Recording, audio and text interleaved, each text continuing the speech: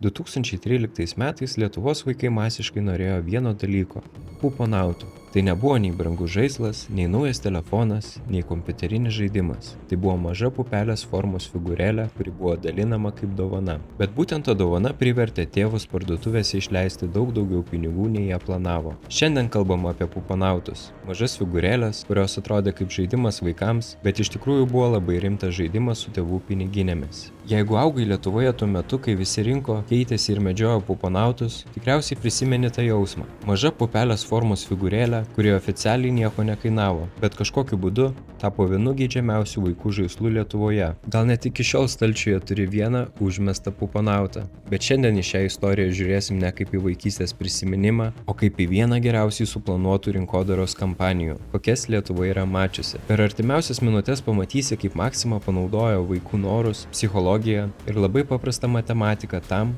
kad tėvai parduotuvėse išleistų daugiau, nei iš pradžių planavo. Ir įdomiausia tai, kad ši kampanija buvo taip gerai sukonstruota, jog ją įvertino net reklamos profesionalai. Pažiūrėk video iki galo, nes pabaigoje yra dalis, po kurios į nemokamas dovanas parduotuvėse gali pradėti žiūrėti visiškai kitaip. Beje, šalia šio video parašiau ir nemokamą PDF 10 verslo triukų, kurie priverčia tave pirkti. Nuorodą rasi aprašyme, gali atsisiųsti nemokamai. Štai klausimas, į kurį šiandien ieškome atsakymo. Kaip parduotuvė gali tau duoti žaislą nemokamai ir vis tiek iš tavęs uždirbti? Atsakymas paprastas. Ji tau nedovanojo žaislo, ji tau parduoda jausmą. Jausmą, kad tu beveik prie tikslo. Jausmą, kad tavo vaikas bus laimingas. Jausmą, kad tu esi geras tėvas ar mama. Ir kai tas jausmas yra stipresnis už protą, tu perki, net jei nesiruošiai. Puponautai buvo vienas geriausių šio metodo pavyzdžių Lietuvos rinkoje. Bet pirma, leisk man papasakot, kaip tai prasidėjo. 2013 m. rugpjūčio 6 d. Maxima paleido akciją, kuri vadinosi Puponautai atvyko žaisti. Iš pirmo žvilgsnio tai buvo tiesiog maži kolekciniai žaisliukai, keistos formos, panašus į mažas pupas. Bet jie nebuvo tik plastikiniai žaislai. Kiekvienas puponautas turėjo vardą, aprašymą, savybės ir savo charakterį. Kitaip tariant, Maxima kūrė ne tik žaisliukų kolekciją, o mažą vaikams suprantamą pasaulį. Ir akcija startavo ne bet kada. Ji prasidėjo rugpjūtį, prieš pat mokslo metus. Tuo metu šeimos jau dažniau eina į parduotuves ruoštis rugsėjui, perka sąsiuvinius, drabužius, maistą ir įvairias smulkmenas. Bet dar svarbiau, vaikai tuoj grįžta į darželius ir į mokyklas, o ten prasideda lyginimasis. Kas turi, kiek turi, kokio trūksta, ar keičiamės. Tai buvo pirmas labai apgalvotas žingsnis. Bet tikrasis kabliukas slypėjo pačioje sistemoje – 50 litų taisyklė. Norėdamas gauti vieną puponautą turėjai apsipirkti Maximoje už 50 litų arba pirkti specialiai pažymėtą prekę su puponauto ženklu. 50 litų už vieną mažą žaisliuką. Aišku, oficialiai jis buvo dovana. Bet dovana atsirasdavo tik tada, kai pirkinių krepšelis pasiekdavo tam tikrą sumą. O dabar paskaičiuokim. Pirmoje puponautų kolekcijoje buvo 34 figūrėlės. 34 puponautai kart 50 litų yra pirkinių krepšelis už 1700 litų. 1700 litų. Ir čia tik gražioji teorija. Nes gaudamas puponautą tu negalėjai pasirinkti, kurio nori, galėjai gauti tokį, kurį jau turi. Ir tada prasidėjo tikrasis kolekcionavimo žaidimas. Arba keitiesi su kitais, arba perki vėl. Kad suprastume, kiek tai buvo tuo metu, 2013 metais vidutinis atlyginimas į rankas Lietuvoje buvo apie 1800 litų per mėnesį. Tai reiškia, kad teorinis minimumas pilnai kolekcijai 1700 litų pirkinių buvo beveik vieno vidutinio mėnesio atlyginimo dydžio. Svarbu, tai nereiškia, kad žmonės tiesiog išleido atlyginimą puponautams, jie pirko maistą, buities prekes ar akcijinės prekes, bet sistema skatino pirkti daugiau, rinktis konkrečias prekes ir grįžti dar kartą. Nes jeigu tau trūko kelių puponautų, o prie kasos vėl gaudavai tą patį, kolekcija nesibaigdavo, ji tik dar labiau erzindavo. Štai čia ir buvo gudrybė. Puponautas atrodė kaip nemokama dovana, bet realiai jis tapo priežastimi pirkti. Vaikų galia. Kaip puponautai veikia per vaikus. Čia yra esminis posūkis šioje istorijoje. Puponautai nebuvo parduodami tėvams, jie buvo parduodami vaikui, o vaikas neturėjo pinigų. Pinigai buvo tėvų. Vadinasi, visas pirkimo sprendimas ėjo per vaiką. Vaikas norėjo, Vaikas prašė, vaikas buvo laimingas arba nusiminęs, priklausomai nuo to, ar gavai puponautą ar ne. Kelios istorijos iš interneto forumų. Viena mama pasakojo, kaip būdama Maksimoje išgirdo konfliktą tarp mamos ir mažos mergaitės dėl puponauto. Mama paprašė dukros nueiti sviesto, tačiau mergaitė atsakė, kad sviesto neims, nes už jį neduoda puponauto. Tada mama jai pasakė, arba eini paimti sviesto, arba pati nueisiu ir tada nepirksim jokios prekės, už kurią duoda puponautą. Mergaitė nubėgo sviesto, bet vos grįžusi su juo, pradėjo skubinti mamą, kad šie eitų ieškoti prekės, už kurią vis dėlto būtų galima gauti puponautą. Ir šita istorija labai gerai parodo esmę. Vaikas nebežiūrėjo į prekę kaip į prekę. Jam svarbiausia buvo ne sviestas, o tai, ar pirkinys priartins prie puponauto. Kita istorija. Tėvas su 2 dukromis prie kasos. Gavo vieną puponautą, viena mergaitė pradėjo verkti. Tėvas nubėgo pirkti šokolado tik tam, kad gautų dar vieną puponautą, kad abi būtų laimingos. Panašu, kad tai nebuvo atsitiktinumas. Kampanija buvo sukurta taip, kad skatintų rinkti, keistis ir vis grįžti į parduotuvę. Bet palauk, tai tik pusė istorijos. Darželiai, mokyklos, mainai.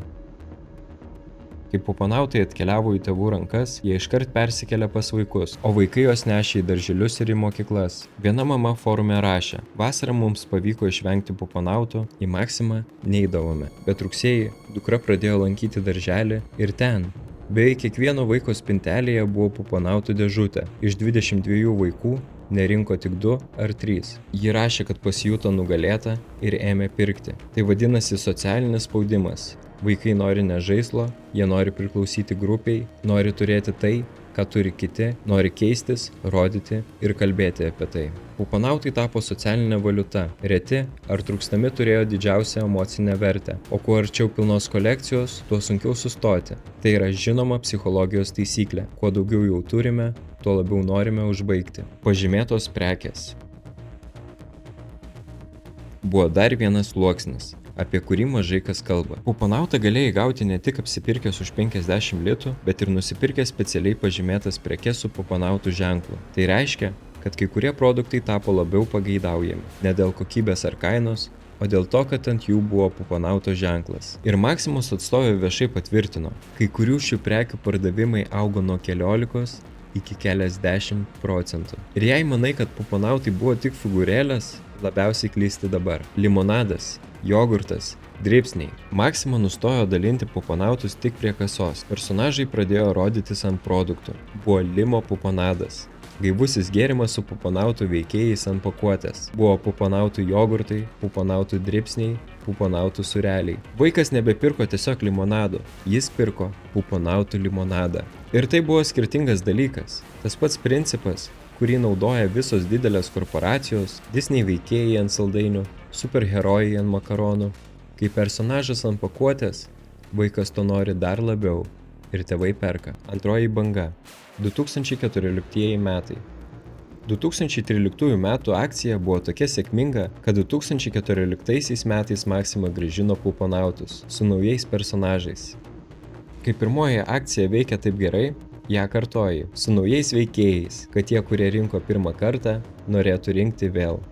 Įdomus ir netikėti faktai. Dabar keletas faktų, kurie mane nustebino labiausiai, kai ruošiau šį video. Puponautai nebuvo Maksimos rinkodaros skyriaus idėja, sugalvota per pietų pertrauką. Prie kampanijos dirbo profesionalios reklamos agentūros. Tai buvo suplanuota kaip rimta, didelio biudžeto kampanija, ne kaip paprastas padalinkim vaikams žaisliukų eksperimentas. Puponautai buvo patekę į Password 2014 efektyviausios didelio biudžeto rinkodaros kampanijos kategoriją. Ir čia svarbus žodis – ne gražiausios, ne mieliausios, o efektyviausios. Reklamos industrija šitą kampaniją vertino kaip marketingo rezultatų atvejį. Trečias. Puponautai tapo tokie stiprus, kad jie išėjo už pačių figūrėlių ribų. Atsirado limo puponadas, jogurtai, dribsniai, sūreliai ir net pudingai su puponautų žaisliukais. Kitaip tariant, Maksima turėjo ne tik žaislą, ji turėjo personažus, kuriuos buvo galima dėti ant realių produktų. Ketvirtas. Puponautai iki šiol parduodami skelbimų portaluose, galima nusipirkti tik pavienių, tiek pilnų kolekcijų. Žaislas iš 2013 metų šiandien turi antrinę rinką, tai vadinama kultūriniu pėdsaku. Dvi pusės – žaidimas ar manipuliacija. Viešoje erdvėje šis klausimas buvo užduotas ne kartą ir atsakymas nėra juodai baltas. Kritikai teigia, kad prekybos centrai nusitaiko į vaikus, nes vaikai negali atsispirti, o tėvai negali atsisakyti vaikui. Kai prekybos centrai paleidžia tokias akcijas, jie dažniausiai sako, tai tik žaidimas, pramoga vaikams, smagios emocijos šeimai. Ir techniškai jie teisūs. Niekas nevarė tėvų į parduotuvę, bet psichologiškai, kai tavo vaikas žiūri į tave didelėmis akimis ir sako, mama, man trūksta tik vieno puponauto, tai greičiausiai irgi yra spaudimas. Šiuolaikinė rinkodara neprievartauja. Ji kūrė aplinką, kurioje tu pats nori pirkti ir tai daug efektyviau. Beje, jei nori suprasti daugiau apie tai, kaip parduotuvės verčia tave pirkti, aš sukūriau PDF 10 verslo triukų, kurie priverčia tave pirkti. Nemokamai jį gali atsisiųsti per nuorodą šio video aprašyme, atsisiųsk ir kitą kartą parduotuvėje žinosi, kas vyksta. Ir svarbu suprasti, tokias akcijas naudojo ne tik Maxima, panašius lojalumo žaidimus, lipdukų rinkimus ar prizinės akcijas turėjo ir kiti prekybos tinklai. Bet puponautai išsiskyrė tuo, kad tapo ne tik akcija, o vaikų kultūros dalimi. Puponautai buvo vienas ryškiausių pavyzdžių, nes jie pataikė į labai jautrią vietą – vaikus. O kai akcija paliečia vaikus, jie automatiškai paliečia ir tėvų piniginės. Taigi, puponautai – maži, spalvoti ir nemokami. Akcija buvo paleista rugpjūčio 6 dieną, prieš pat mokslo metus, kai šeimos labiausiai eina į parduotuves. Vienas puponautas – 50 litų pirkinių, pilna kolekcija – teoriškai 1700 litų, beveik vieno mėnesio atlyginimas. Vaikai nešė juos į darželius ir mokyklas, mainėsi, rodė kitiems, spaudė tėvus. Tėvai pirko, ne todėl, kad norėjo, o todėl, kad negalėjo nepirkti. Bet svarbiausia, ši istorija nėra apie Maximą. Jie apie tai, kaip veikia bet kokia sistema, kuri parduoda tau ne produktą, o jausmą. Ir kai kitą kartą parduotuvė duos tau dovaną, sustok, pagalvok, ką už tai iš tikrųjų moki. Galbūt tai tik žaislas, o galbūt ne.